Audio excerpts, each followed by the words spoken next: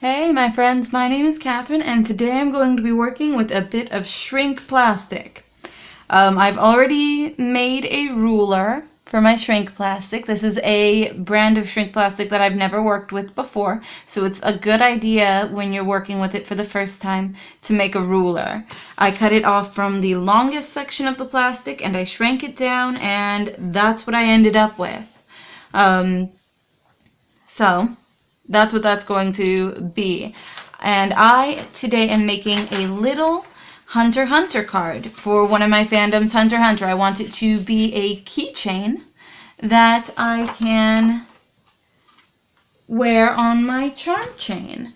So to that end, I sketched up one of the cards from Hunter, and I've made it 1.5 inches wide by 2 inches tall, because for this shrink plastic, that will turn out a tiny little card about the size that I want for a charm. So that's perfect for me. There we are, and I'm just trimming up that edge so that I've got a clean edge on it. Then what I'm going to do is take my shrink plastic and set it down on this sketch, rough side up, and line it up at both edges. Perfect. And then grab a 0.5 micron and take and start outlining all the parts of the card which are black on my shrink plastic. There we go. I should probably trace the outline of the card too. I probably should, so I will.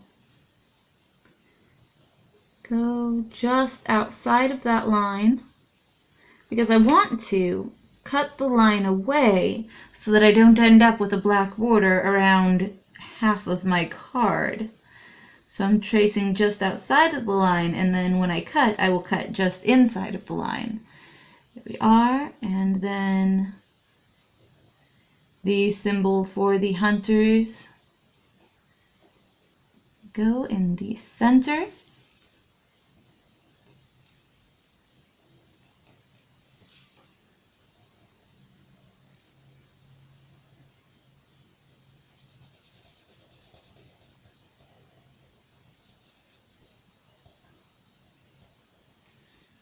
There we are. That needs to be a little bit more that way.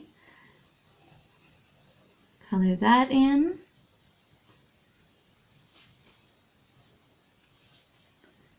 Then make a straight line there, and make a straight line there, and then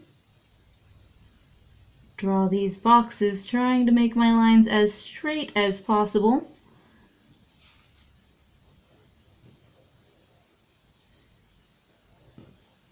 There we are. By the way, you guys, I don't know if you can tell, this is not the first time I've done this card. The first time I did it, it curled over on itself and stuck to itself so that it couldn't uncurl. I was a little frustrated with that. So I tossed it and I started over.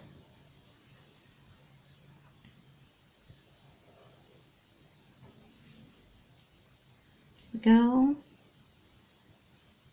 Let's just give each of those boxes a thick, wide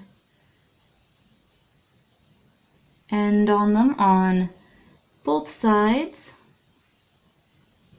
And then, once that's done, it'll be time for the color. Okay, so we'll start at the center and work our way out. This center part has got red filled in between the two X's, and instead of lines, it's just red. It leaves it off, it just colors it red, which is awesome, I think, and adds a really beautiful pop of color to the center of the image, which is, in my opinion, lovely and gorgeous. Then it's got, oh, hey, duh. There's this black border around the symbol is thicker than that, and I forgot to color that in. Let's just do that now.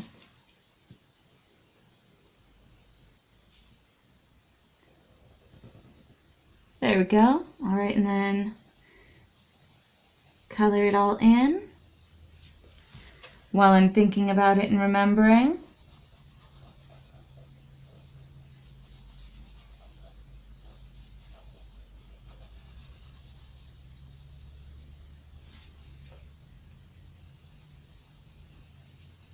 There we go.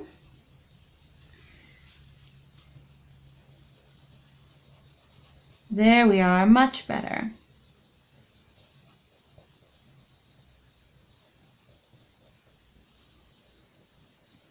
Okay, now half of the card is light green and half of the card is dark green. I'm going to line that back up and draw a line directly at half. So since the card is 2 inches tall, that's 1 inch from the top and 1 inch from the bottom.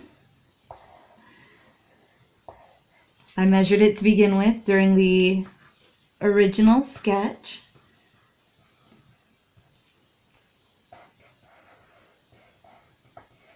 There we go. All right, and then color that section in with the light green all the way around. Come on, you. There we go. Last section. There we go. Okay, and then the top half is dark green. So you can move your piece to check and make sure that it's turning out all right. And by the way, I'm drawing on the cloudy side, the rough side of the shrink plastic. There's 2 reasons for that. The main reason is that things like ink and colored pencil don't like to stick to the smooth side. It's smooth and they aren't a fan of it. The other reason is that it does give you a little bit better control, better grip when you are drawing on the rough surface. There we go. And then, having learned my lesson from last time, I am not going to wet these watercolored pencils with alcohol inks. This ink in the microns doesn't like that very much and wants to run around too. But there we go. We can set our template aside and set our colored pencils aside and get our scissors and cut the thing out. Alright, I hope it goes better this time. I don't want to have to do this a 3rd time. In fact, I'm not going to do it a 3rd time. If this time messes up, that's too bad. That's what you guys are getting.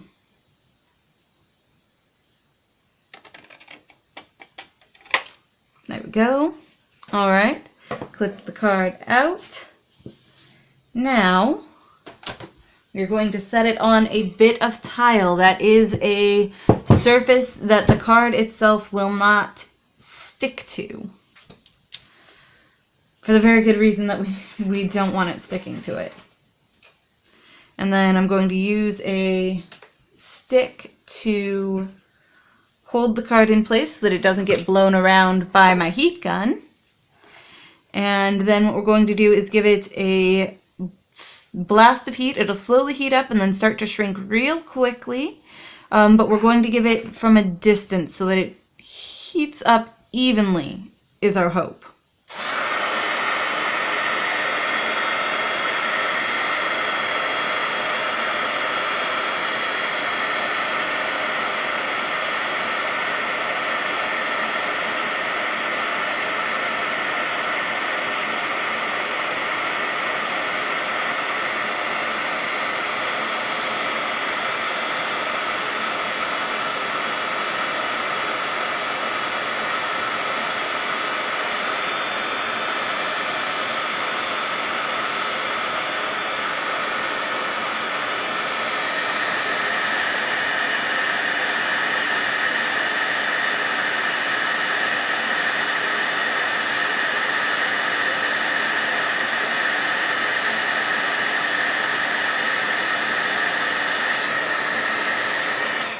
Alright, that at the end there where I got real close to the card was just me trying to flatten it down.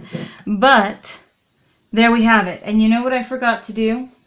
I forgot last time too, but I forgot to put a hole in it so that I could hang it on my keychain. That's okay. I will just put a hole in it afterward. Alright, are you cool enough to touch? You are. Awesome. Okay. So, we will move our tile out of the way. And grab our power drill. And just take and put a hole right here in the top corner. Hopefully. Hopefully. Without wrecking everything. There we go. Alright, there we have it. And it has a hole. Awesome. And that's it for us today. Our very own Hunter card. Just the right size for a charm, for a chain, or a bracelet. That's what I did today.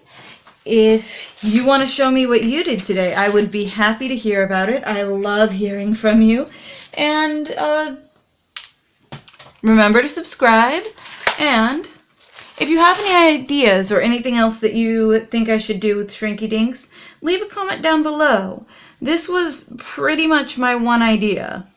So if you have other ideas, let me know. I'd be happy to know what they are. I will see you guys all later. Bye!